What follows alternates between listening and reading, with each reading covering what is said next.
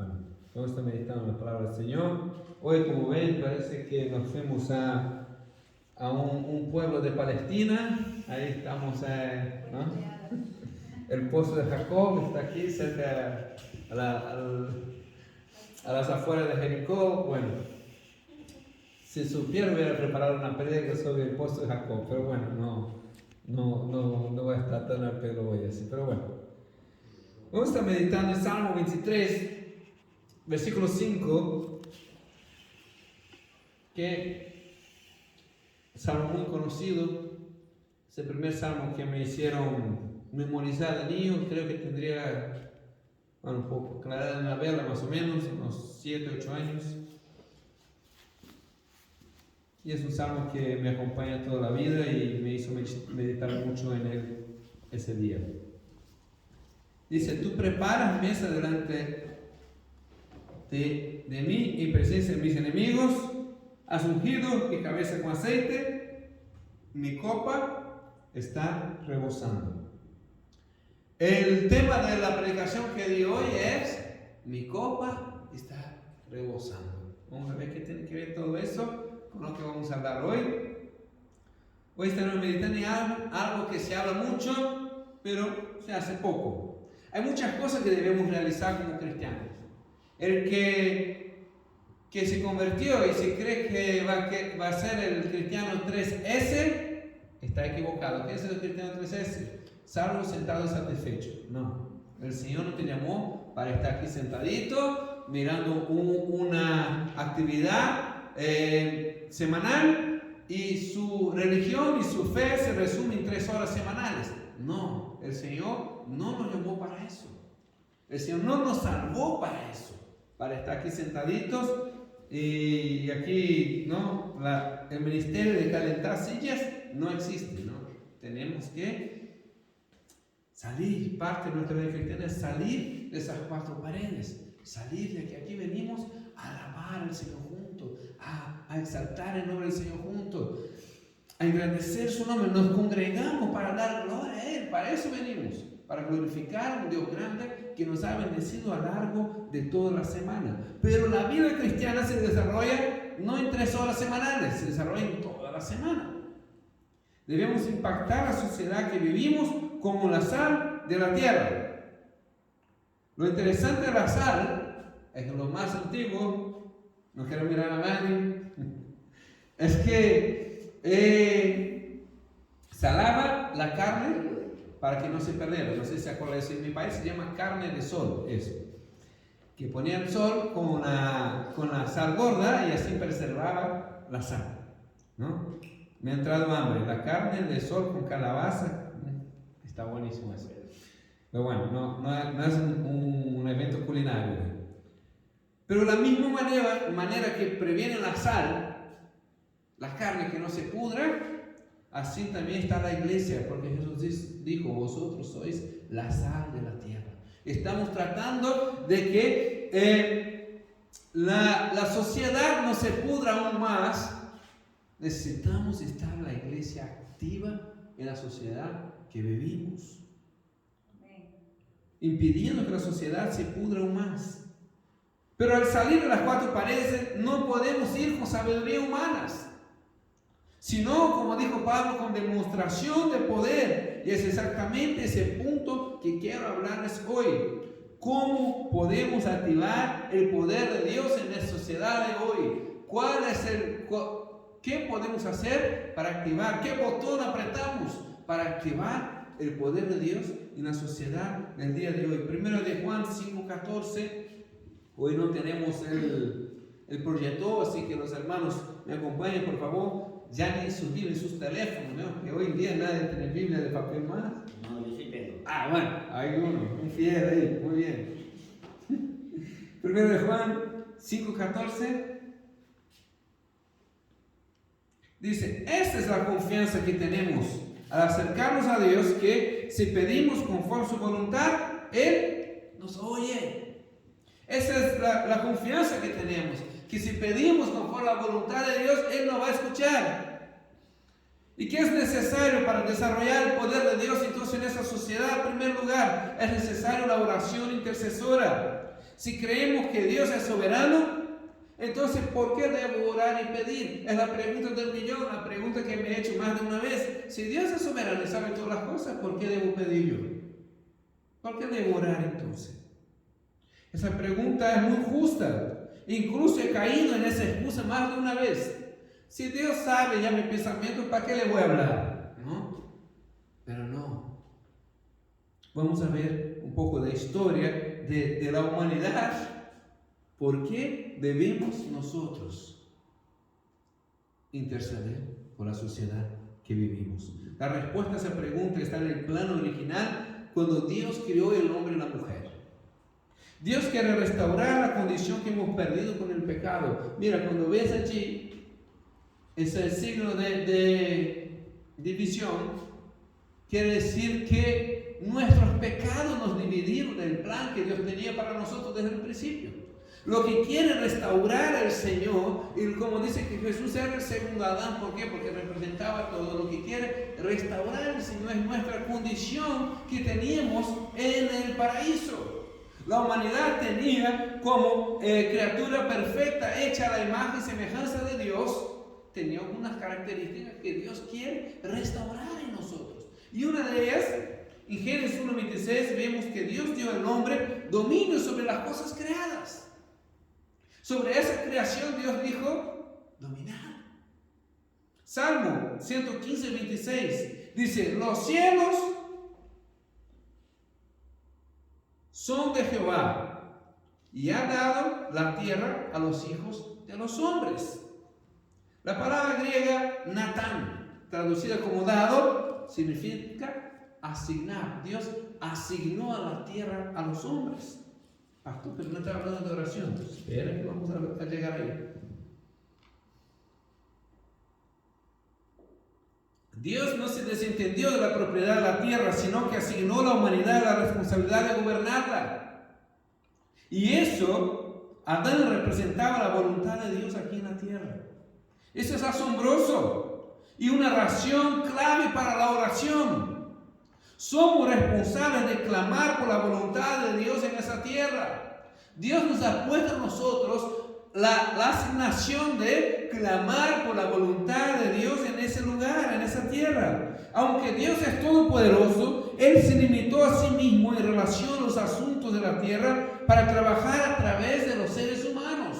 Dios quiere que clamemos para que el reino de Dios se extienda en ese lugar. Jesús nos enseñó a orar y clamar que venga su reino. Cuando Jesús le preguntaron, maestro, enséñanos a orar. Y él dijo, la oración del Padre Nuestro.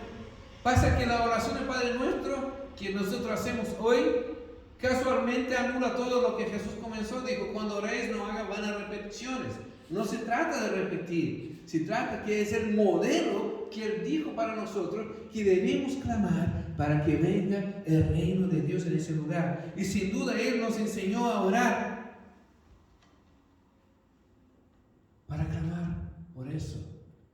Y Él no nos enseñaría a orar por algo que, bueno, pasaría de todos modos, si oras o no oras. No, Él está diciendo, si oras, vendrá el reino de Dios. Lo que dice es que la iglesia debe clamar para que venga el reino de Dios aquí. Pero ¿cómo debe ser esa intercesión? En varias ocasiones Jesús enseñó sobre la necesidad de insistir. Insistir. Una oración persistente, perseverante en la oración. Dice en Tesalonicenses, debemos perseverar en la oración. Con la parábola del juez injusto, dice que una mujer venía al juez y cada día le pedía que le juzgase y haciendo corta la palabra del juez, porque la mujer insistió tanto, dijo, el juez saca de encima esa pesada y le voy a juzgar lo que ella quiere. Y dice, así también es Dios. Debemos insistir, insistir, insistir. También la parábola que lleva una visita, que llega una visita en medio de la noche y dice, en Lucas 11 creo que está, y va a tocar la puerta del vecino pidiendo, oye, que me ha llegado a la noche un vecino una visita y no tengo pan, por favor dame algo. Y dice, a la secuencia dice que el que llama se le abre, el que pide se le da, ¿no? Y es justamente la conclusión, es una palabra anterior, está hablando que no importa que la situación, tenemos que pedir, tenemos que clamar, tenemos que buscar a Dios. Pero vemos la insistencia en una historia, vamos a estar meditando en una historia que se encuentra en 1 Reyes 18, 41 y 44. 1 Reyes 18, 41 y 44, pero por favor, léeme solamente el primer versículo, que no lo tengo aquí apuntado, y va a ser importante después para la conclusión. 18:1. Después de un largo tiempo, en el tercer año, la palabra del Señor vino a Elías y le dijo este mensaje. El 2. Ve y preséntate ante Acab, que voy a enviar lluvia sobre la tierra. Amén. Entonces ahora vamos al 41 y lo tengo aquí. Dice, entonces Elías dijo a Acab, sube, come, bebe, porque una lluvia grande se oye. Acab subió a comer y a beber, y Elías subió en la cumbre del Carmelo, postrándose en tierra, y se puso el rostro entre las rodillas. Y dijo a su criado, sube ahora y mira hacia el mar. Y subió y miró, y dijo, no hay nada. Y le volvió a decir, vuelve 7 veces. La 7ª vez dijo, yo veo una pequeña nube como una palma de la mano de un hombre, que sube del mar. Y él dijo, ve, di a Acab, unce tu carro y desciende para que la lluvia no te ataje. Varias cosas me llaman la atención en esta historia. Lo primero, que a pesar de tener una palabra de Dios que iba a llover, Elías se tuvo que ponerse a clamar. Como vimos en versículo 1 y 2, la idea de qué fue, de Dios. Va a llover, yo voy a seguir desciendo lluvia. La voluntad de Dios era que viniera lluvia en ese lugar. Pero Elías se tuvo que poner en el monte Carmelo con la cabeza entre las piernas a clamar, y clamaba, y clamaba, y clamaba. Dijo al siervo, ve y mira si hay agua. Bueno, se nota claramente que no estaba en Suiza, porque aquí llueve todo el rato, ¿no? Pero bueno, fue, no veo nada. Bueno, vuelve y vuelve a ponerse a orar. Y dice que así sucedió 6 veces. Ahora, ya creo que ya ahora es suficiente. Dale, vaya ya, Jesse, se llamaba el siervo, vaya ya, Jesse, echa una mirada y a veces viene una nube. Va, nada. Otra vez, nada. Otra vez, nada. Yo creo que la 5ª vez yo hubiera desistido. Pero bueno, el Señor ya sabrá lo que quiere hacer. No, Elías se puso, no, el Señor dijo que va a llover. El Señor dijo que va a llover, entonces yo voy a clamar hasta que vea la lluvia venir. Yo voy a clamar hasta que descienda lluvia sobre ese lugar. Incluso con esa palabra tuvo que orar varias veces. ¿Cuántas veces el Señor está esperando que nos pongamos a orar para derramar esta lluvia en nuestras vidas? Evidentemente, cambió la historia de su país con esta oración. Ojo, Elías cambió la historia de su país con esta oración. Pastor, qué exagerado que eres. No, hacía 3 años que había sequía en Israel. Había hambruna, había muchas familias que estaban padeciendo la hambruna. Había seguramente más de uno muerto por desnutrición durante esos 3 años. Y Dios en un momento dijo, yo quiero descender lluvia. Dios vio que había un sufrimiento y estaba en esa situación porque se había alejado de Dios. Se había abandonado a Dios, se había ido después en pos de los ídolos, y Dios le envió un castigo. Dios le envió un castigo sobre la vida de Israel que durante 3 años no llovió. Pero Dios en su corazón quería derramar lluvia. Pregunto, si a lo mejor Elías hubiera orado en un año, no hubiera pasado tanto tiempo. Pero Dios dice, yo derramaré lluvia. Pero aquí llega lo interesante. Lo que dice el verso 1. Dios quiere que se presente delante de Acab y diga que haría llover. Versículo 1 y 2. Dios quería derramar lluvia, pero Elías tuvo que clamar por esa lluvia. Dios quiere derramar un avivamiento en nuestra iglesia, hermanos, pero tenemos que nosotros poder clamar por ellos. Dios quiere que la iglesia se llene todas esas sillas aquí, pero está mirando cuándo vamos a poner nosotros a clamar por nuestros conocidos, amigos, vecinos. Dios quiere darnos victoria. Dios quiere hacer su obra en ese lugar. Dice, Dios quiere que todos los hombres y mujeres se salven. Dios quiere derramar el Espíritu Santo en la iglesia. Dios quiere que vivamos una vida en abundancia llena de victorias. Pero eso no excluye la necesidad de interceder. Debemos, hermanos, como Elías, clamar para la voluntad de Dios se haga visible en ese lugar. Lo curioso es que Elías se ponía a orar de cabeza entre las piernas.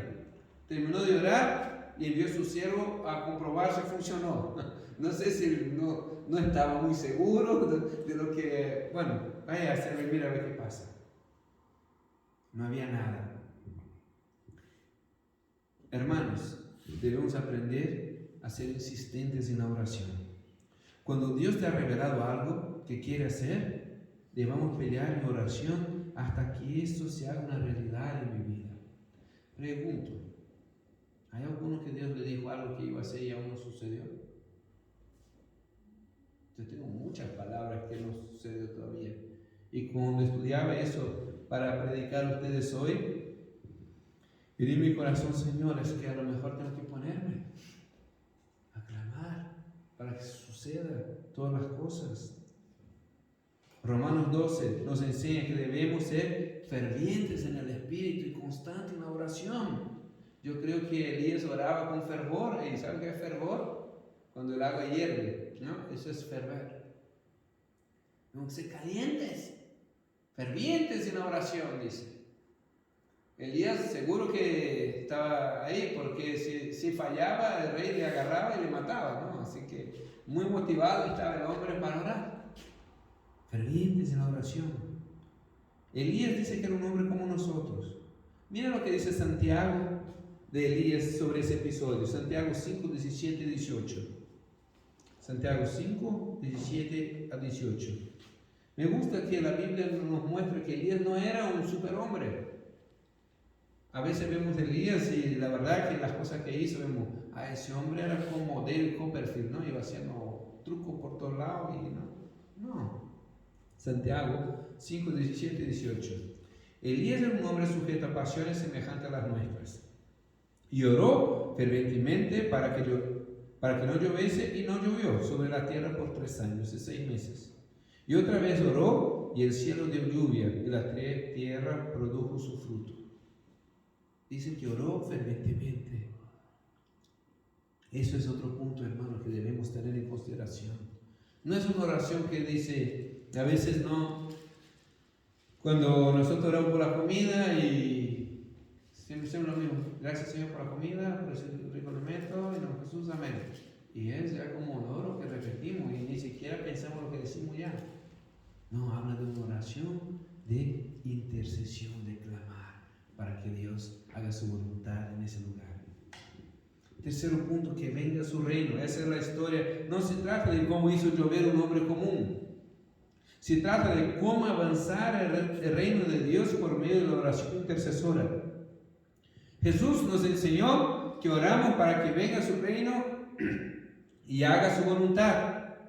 Si Dios es soberano, ¿necesita que oremos para que se cumpla su voluntad? Claro que no. Pero Él ha decidido usar su pueblo para proclamar la voluntad de Él aquí en la tierra. La intercesión trata de avanzar el reino de Dios aquí en la tierra.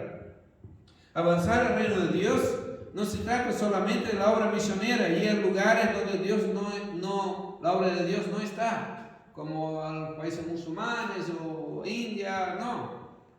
Avanzar el reino de Dios, y otro aspecto de eso es que el reino de Dios avance donde estás tú, en tu familia, en tus amigos, en tu trabajo. Avanza el reino de Dios y la obra de Dios se haga efectiva en la vida de los que nos rodean.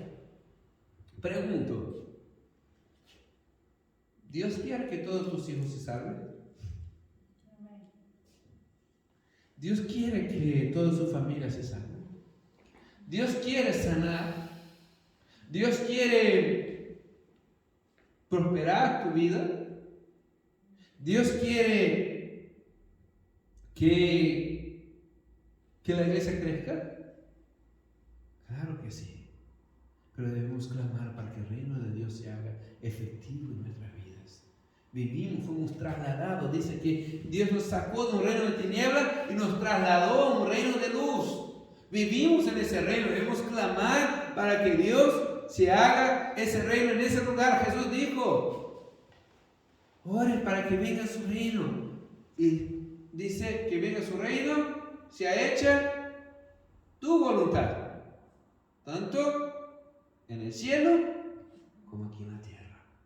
La voluntad de Dios se va a hacer aquí en la tierra a la medida que la iglesia de Dios comience a clamar por eso. Eso solo va a pasar cuando alguien comience a orar por lluvia allí. Solo sucederá cuando alguien comience a clamar por el reino de Dios. Dios tiene pensamientos de bien, pero está esperando que su pueblo clame. Dios quería liberar a Egipto, pero eso solo sucedió cuando el pueblo clamó. Y Dios dijo: yo he escuchado el clamor de mi pueblo.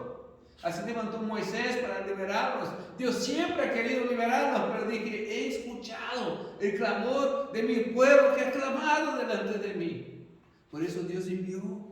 Nuestra iglesia solo va a cambiar cuando comencemos a clamar por los cambios y seguir orando, incluso cuando no vemos ninguna nube, cuando vemos las sillas vacías. Tenemos que seguir orando y clamando, porque es una tarea que Dios nos ha dado a nosotros. Nos ha levantado como guerreros intercesores por esa iglesia en ese lugar. Debemos, hermanos, entrar en la presencia de Dios y decir: Señor, quiero ver un cambio. Yo estoy orando por un baterista. Bueno, hoy la batería está escondida. Y voy para orar el día que lo vea uno ahí tocando. Yo estoy orando para que Dios levante personas en la escuela dominicana. Yo estoy orando para que Dios levante personas para que podamos ser más efectivos en la campaña de hogar de paz que estamos haciendo. Que Dios levante. La palabra de Dios dice: la mies es mucha, los trabajadores son muchos. No, son pocos. Y los mismos que somos trabajamos en todas las posiciones. Había un futbolista llamado Adriano, un brasileño, jugaba en el Barça.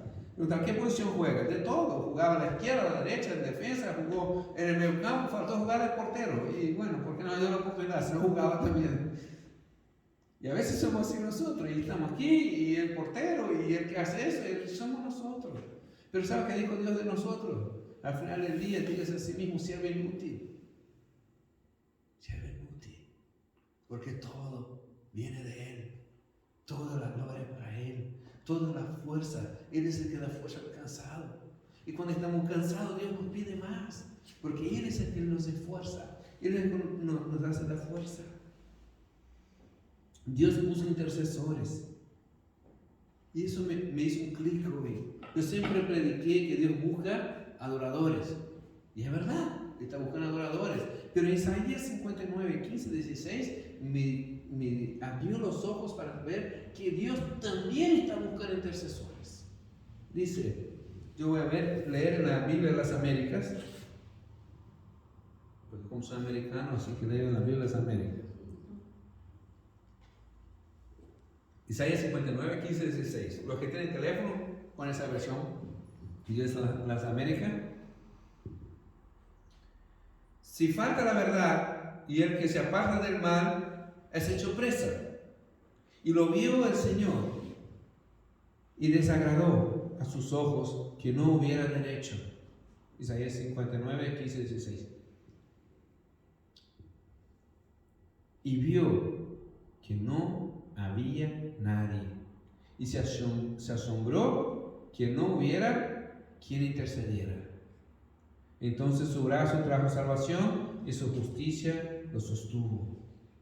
De una vez más, si falta la verdad y el Señor se aparta del mal y es presa, y lo vio el Señor y desagradó a sus ojos que no hubiera derecho.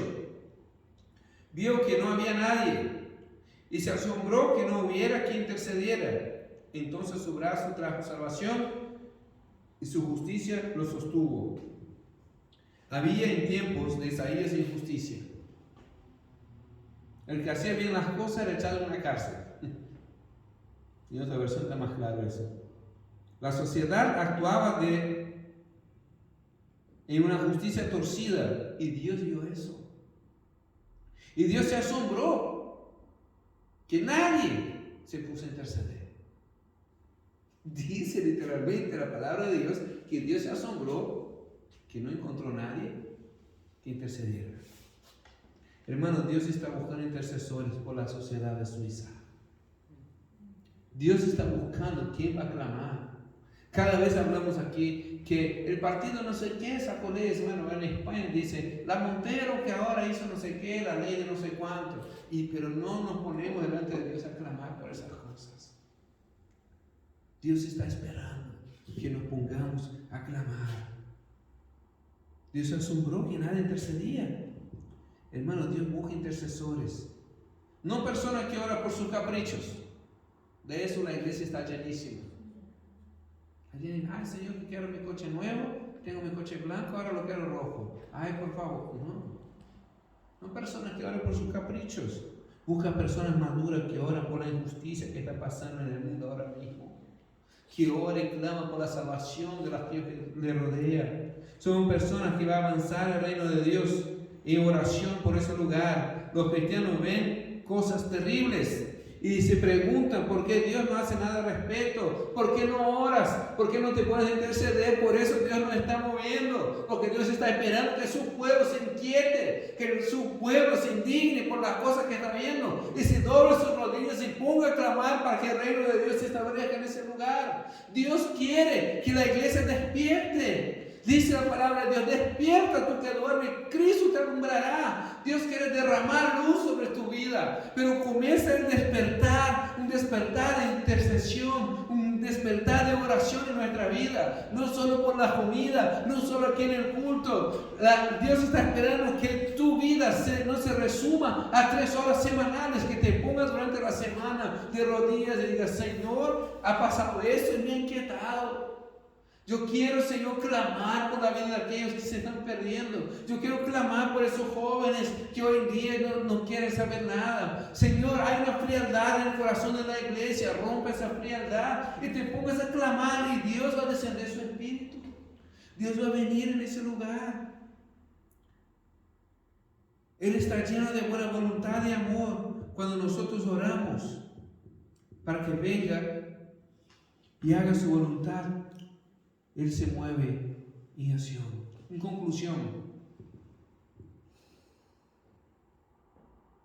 en Apocalipsis describe unas copas llenas con las oraciones. ¿Y qué tiene que ver el versículo de Salmo 93? Mi copa está rebosando. Ahí vamos. Y Apocalipsis describe que las oraciones llenan una copa. Que los seres celestiales se presenten delante del Señor con nuestras oraciones en estas copas. Acompáñame por favor Apocalipsis 5:8 y el último versículo que vamos a leer hoy. Apocalipsis 5:8. Hoy fuimos de Génesis a Apocalipsis, hablando de la oración. Apocalipsis 5:8. Cuando tomó el libro, los 4 seres vivientes, los 24 ancianos, se postraron delante del Cordero.